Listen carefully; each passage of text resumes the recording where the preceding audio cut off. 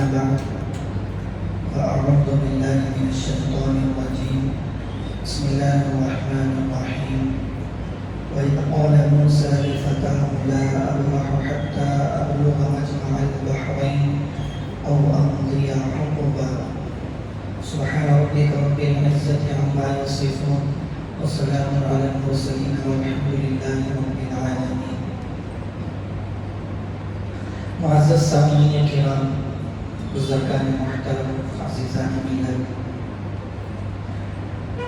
آج تراویح کے اندر سورہ بنی اسرائیل کا کچھ حصہ سورہ کہف اور سورہ مریم مکمل پڑھے گئے. سورہ کہف کے اندر جن تین اہم واقعات کا اللہ تعالیٰ تذکرہ کرتے ہیں ان میں سے ایک واقعہ ہے حضرت موسیٰ اور خضر علیہ السلام کا تذکرہ. ایک مرتبہ حضرت موسیٰ علیہ السلام اپنی قوم کے سامنے تقریر کر رہے تھے.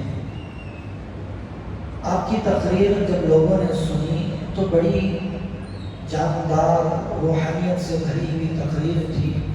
بہت سے لوگوں کے آنکھوں سے آنسو بہنے لگے، بہت سے لوگ مدہوش ہونے لگے جب یہ کیفیت دیکھی کہ حضرت موسیٰ علیہ السلام کی زبان سے علم کا سمندر نکل رہا ہے. تو کسی نے پوچھ لیا کہ موسیٰ ذرا یہ تو بتاؤ کہ اس روئے زمین پر آپ سے بڑا بھی کوئی عالم ہے؟ تو حضرت موسیٰ علیہ السلام چونکہ زمانے کے نبی تھے، کتاب کا علم تھا، تورات ان کے پاس موجود تھی، شریعت ان کے پاس تھی، تو انہوں نے کہا کہ نہیں، مجھ سے بڑا نبی عالم کوئی نہیں ہو سکتا، کیونکہ وقت کا نبی ہی سب سے بڑا عالم ہوتا ہے. جب حضرت موسیٰ علیہ السلام کی زبان سے کلمات نکلے تو اللہ کی طرف سے فوراً تنبیہ آئی. دیکھیے، جو اللہ کے خاص بندے ہوتے ہیں، جتنا زیادہ قرب ہوتا ہے اتنا زیادہ خوف بھی ہوتا ہے. اللہ تعالیٰ چھوٹی چھوٹی بات کو بھی اس کو ہائی لائٹ کر کے اس کی اصلاح فرما دیتے ہیں. جیسا کہ سفید کپڑا ہو، ہلکا سا داغ بھی لگ جائے تو دکھائی دیتا ہے، ہم فوراً اس کو ختم کرنے کی کوشش کرتے ہیں. اللہ کی طرف سے فوراً تنبیہ ہوئی کہ موسیٰ، تم نے یہ کیسے کہہ دیا کہ میں ہی سب سے بڑا عالم ہوں؟ تمہیں تو چاہیے تھا کہ یہ کہتے کہ اللہ جانتا ہے کہ کون بڑا عالم ہے. بہرحال حضرت موسیٰ علیہ السلام نے پوچھا، اللہ بتائیں تو صحیح کہ میرے علاوہ اور کون ہے جو مجھ سے زیادہ علم رکھتا ہے؟ تو اللہ تعالیٰ نے فرمایا کہ میرا ایک خاص بندہ ہے جس کا نام خضر ہے، اس کے پاس میں نے اپنا ایک خصوصی علم دے رکھا ہے، تکوینی علم. حضرت موسیٰ علیہ السلام نے پوچھا کہ اللہ، میں اس علم کو بھی حاصل کرنا چاہتا ہوں. تو اللہ تعالیٰ نے نظام بنایا کہ تم نکل کر سفر کرو گے. حضرت موسیٰ علیہ السلام نے سفر شروع کیا اپنے خاص خادم یوشع بن نون کو لے کر. بعد میں یہ بھی نبی بنے ہیں. اپنے خاص خادم یوشع بن نون کو لے کر نکلے. ساتھ میں انہوں نے توشہ لے لیا. توشہ کیا تھا؟ ایک مچھلی تھی جو بھنی ہوئی تھی. تو اس توشے کو لے کر وہ دونوں نکلے اور ان کا نظام یہ تھا کہ جہاں پر یہ مچھلی گم ہو جائے گی وہی ان کی منزل مقصود ہے، وہیں پر اللہ کا خاص بندہ حضرت موسیٰ علیہ السلام کو ملنے والا تھا. بہرحال دونوں چلے اور اللہ تعالیٰ نے یہ بھی کہا تھا کہ جہاں پر دو دریا ملیں گے وہاں پر یہ مچھلی گم ہوگی، وہیں میرا بندہ ملے گا. تو حضرت موسیٰ علیہ السلام نے اپنے جو خادم تھے ان کو بتلا دیا کہ تم مجھے بتا دینا کہ یہ مچھلی جہاں گم ہو جائے میں فوراً سمجھ جاؤں گا کہ میری منزل آ گئی ہے. بہرحال دونوں چلے. جو دن کا حصہ باقی تھا وہ دن بھی چلے اور پوری رات چلے.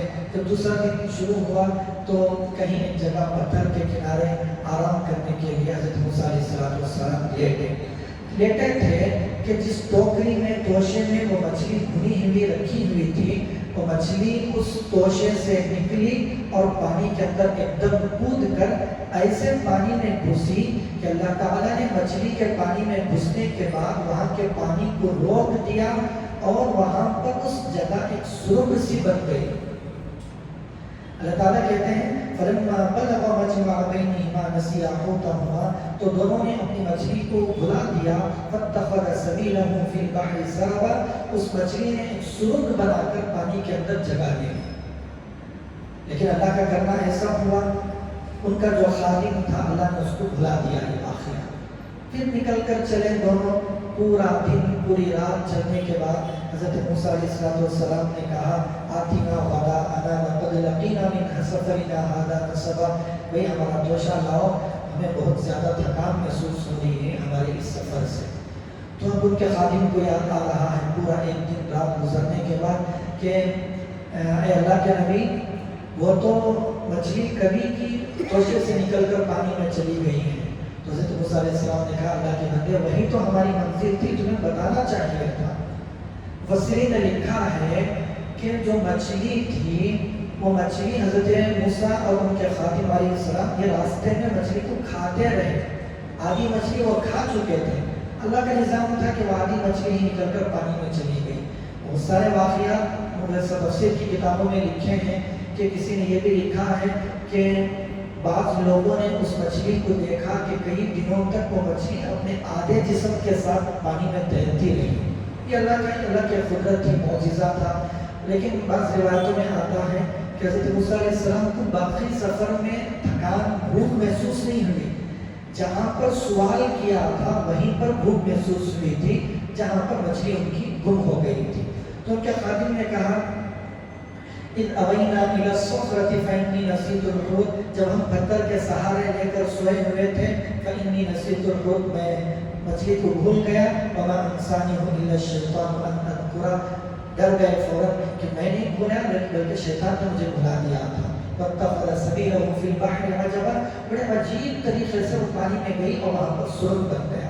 عجیب ماجرا ہی تھا کہ پانی میں سرنگ بن جائے مچھلی کے جانے سے۔ بہرحال حضرت موسیٰ علیہ السلام نے کہا وہی تو ہمیں چاہیے تھا۔ پھر اب یہ دونوں لٹے پر واپس لوٹے، پھر ایک دن ایک رات کا سفر کیا۔ فوجد عبدا من عبادنا آتیناہ رحمۃ من عندنا وعلمناہ من لدنا علما، اللہ کہتے ہیں کہ اسی جگہ پر جہاں پر یہ پتھر پر آرام کیے تھے، اسی کنارے پر اللہ کا خاص بندہ حضرت خضر حضرت موسیٰ علیہ السلام اور ان کے خادم کو ملے اور وہاں ان کی ملاقات ہوئی۔ اللہ کہتے ہیں کہ وہ میرا خاص بندہ وہ تھا جس کو میں نے اپنی خاص رحمت اور اپنا خاص علم دیا ہوا تھا۔ قال له موسیٰ هل اتبعك على ان تعلمني مما علمت رشدا، حضرت موسیٰ علیہ السلام نے ان کو پکارا، سلام کیا، تو ایک دم انہوں نے کہا کہ اس جنگل میں سلام کون کر رہا ہے؟ تو حضرت موسیٰ علیہ السلام نے کہا کہ میں موسیٰ ہوں۔ حضرت خضر نے پوچھا بنی اسرائیل کے موسیٰ ہو؟ حضرت موسیٰ علیہ السلام نے کہا ہاں میں وہی موسیٰ ہوں۔ کہا کیسے آنا ہوا؟ تو کہا کہ هل اتبعك ان تعلمني مما علمت رشدا، میں چاہتا ہوں کہ اللہ نے تمہیں جو علم عطا کیا ہے وہ تم مجھے بھی منتقل کرو، میں بھی وہ علم حاصل کرنا چاہتا ہوں۔ تو انہوں نے کہا کہ تمہارا نظام، تمہارا علم الگ ہے، میرا علم الگ ہے، میرے علم کے بارے میں تم صبر نہیں کر سکتے، تم برداشت نہیں کر سکتے، انک لن تستطیع معی صبرا، میرے ساتھ رہ کر تم صبر نہیں کر پاؤ گے۔ تو حضرت موسیٰ علیہ السلام نے کہا ستجدنی انشاءاللہ صابرا ولا اعصی لک امرا، انشاءاللہ میں صبر کر لوں گا، آپ کی کوئی نافرمانی نہیں کروں گا۔ دیکھیے علم حاصل کرنا ہے تو عاجزی کرنی پڑے گی، چاہے نبی کو کیوں نہ ہو جس کے پاس علم حاصل کیا جاتا ہے۔ تو انہوں نے کہا ولا اعصی لک امرا، میں آپ کی ذرے برابر بھی نافرمانی نہیں کروں گا۔ قال فإن اتبعتني فلا تسألني عن شيء حتى أحدث لك منه ذكرا، تو انہوں نے کہہ دیا، ایک شرط رکھ دی، بات چیت طے ہو گئی کہ اگر تم میرے ساتھ چلنا چاہتے ہو تو کسی چیز کے بارے میں مجھ سے سوال نہیں کرو گے جب تک کہ میں خود نہ بتا دوں، یہ ایک شرط ہے ہمارے درمیان چلنے کے لیے۔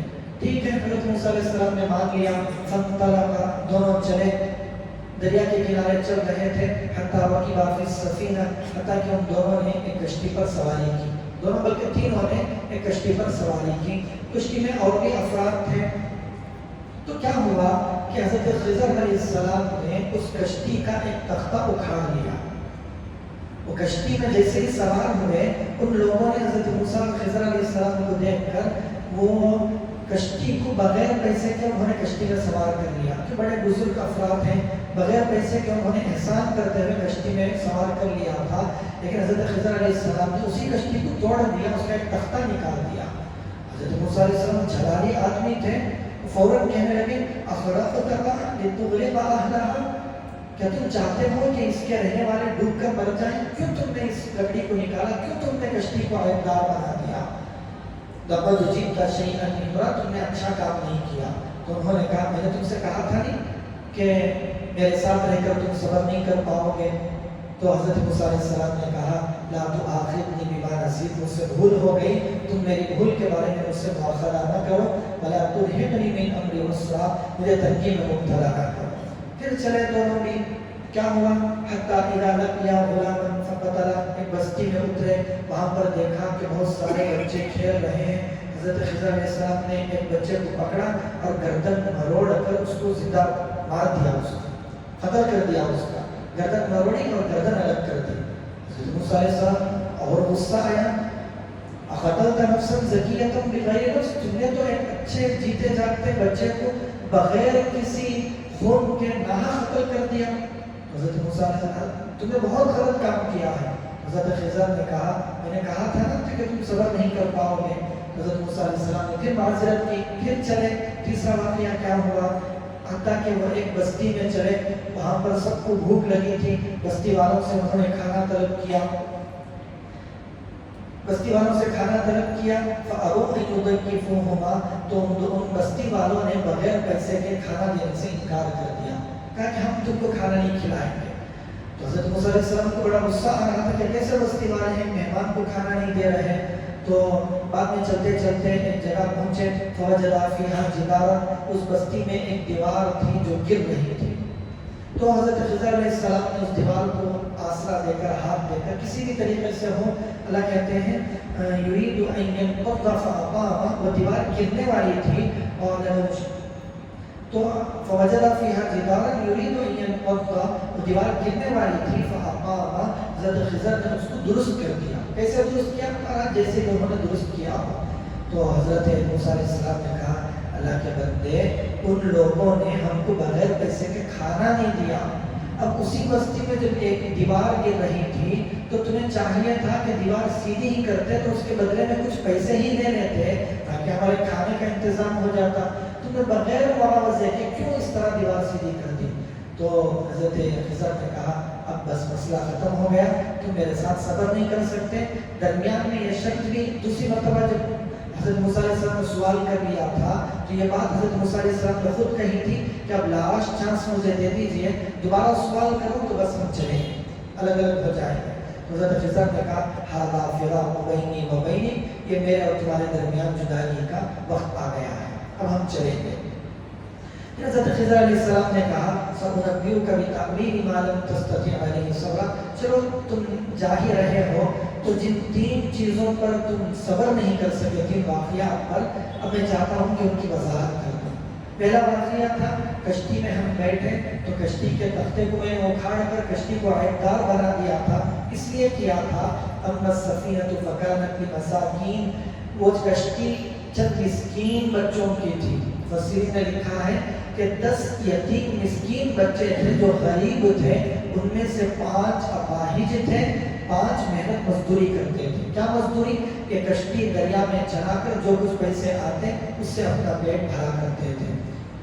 یعملون فی البحر، سمندر میں لوگ کام کیا کرتے تھے۔ فاردت ان اعیبها، میں نے اس کشتی میں عیب لگا دیا، کیوں؟ وکان وراءهم ملک، کیونکہ آگے ایک بادشاہ تھا جو ظالم تھا، یأخذ کل سفینۃ غصبا، حضرت ابن عباس کہتے ہیں یأخذ کل سفینۃ صالحۃ غصبا، جو بھی اچھی خوبصورت اچھی بغیر عیب کے کشتی ملتی بادشاہ اس کو چھین لیا کرتا تھا۔ اگر یہ کشتی ٹھیک ٹھاک وہاں تک پہنچتی تو بادشاہ ان مسکین بچوں کی کشتی کو چھین لیتا، اس لیے میں نے عیبدار بنا دیا، جب بادشاہ عیبدار کشتی کو دیکھے گا تو اس کو نہیں چھینے گا۔ میں نے ان مسکینوں پر احسان کیا ہے بلکہ ان پر ظلم میں نے نہیں کیا۔ اچھا دوسرا واقعہ کیا تھا؟ وَأَمَّا الْغُلَامُ فَكَانَ أَبَوَاهُ مُؤْمِنَيْنِ، جس بچے کو میں نے قتل کیا یہ بچہ دلی اعتبار سے کافر تھا، اللہ کے تکوینی نظام میں یہ بچہ کافر ہی ہے، کافر ہی رہے گا، اس کے جو والدین تھے یہ پکے مومن تھے اور ان والدین کو اس بچے سے بے پناہ محبت تھی. یہ ہو سکتا تھا کہ یہ بچہ جب بڑا ہوگا تو اپنے بچے کی محبت میں، چونکہ بچہ پکا کافر تھا تو یہ والدین بھی اپنے بچے کی محبت میں کافر ہو جائیں گے. اس خوف سے میں نے اس کو قتل کر دیا. اللہ اس کے بدلے میں والدین کو ایک اور اولاد اچھی دے دے. تفسیر میں لکھا ہے کہ والدین کو ایک بیٹی پیدا ہوئی، بعد میں وہ بیٹی کئی نبیوں کی ماں بنی. اللہ تعالیٰ نے اس کے بدلے میں ایک اچھا لڑکا دے دیا. اور دوسرا واقعہ بھی ہو گیا. اب تیسرا واقعہ، وَأَمَّا الْجِدَارُ فَكَانَ لِغُلَامَيْنِ يَتِيمَيْنِ فِي الْمَدِينَةِ، جو بستی کے اندر دیوار گر رہی تھی وہ 2 یتیم بچوں کی دیوار تھی. ان کا جو باپ تھا بڑا نیک آدمی تھا، اس نے مرتے ہوئے اس دیوار کے نیچے سونا چاندی دفن کر دیا تھا تاکہ میرے بچے بڑے ہوں تو دیوار توڑ کر وہ پیسے سونا چاندی جو بھی ہے نکال کر اپنی زندگی کا گزران کریں. یہ دیوار جب گر جاتی تو یہ بستی والے پورا خزانہ نکال کر استعمال کر لیتے، بچوں کے لیے کچھ نہ رہتا.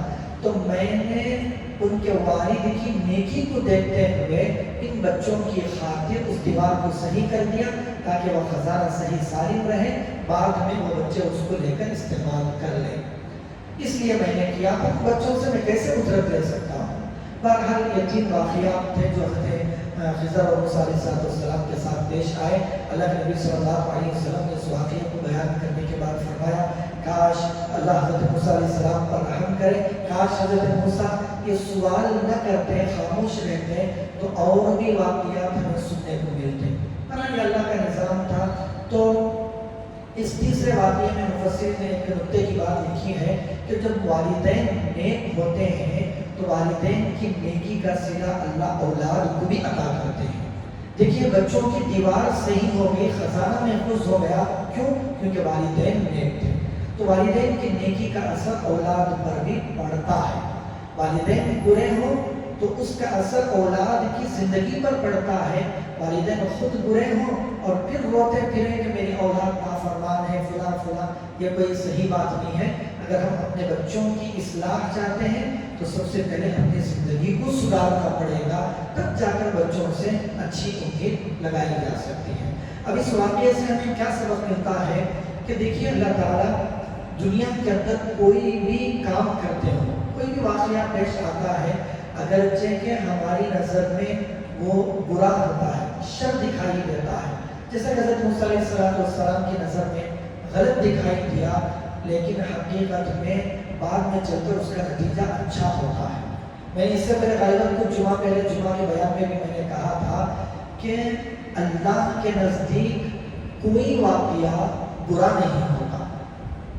ایک واقعہ یا کوئی بھی مصیبت ایک آدمی کے لیے مصیبت بنتی ہے تو دوسرے بہت سارے لوگوں کے لیے یا پورے عالم کے لیے وہ واقعہ خیر کا سبب ہوتا ہے. تو اس لیے کوئی بھی حالت، کوئی بھی مصیبت ہمارے اوپر آئے تو اللہ سے امید لگانی چاہیے کہ اللہ تعالیٰ اس کے بدلے میں مجھے اچھا اجر عطا کریں گے. ہر مصیبت پر صبر کرنا چاہیے.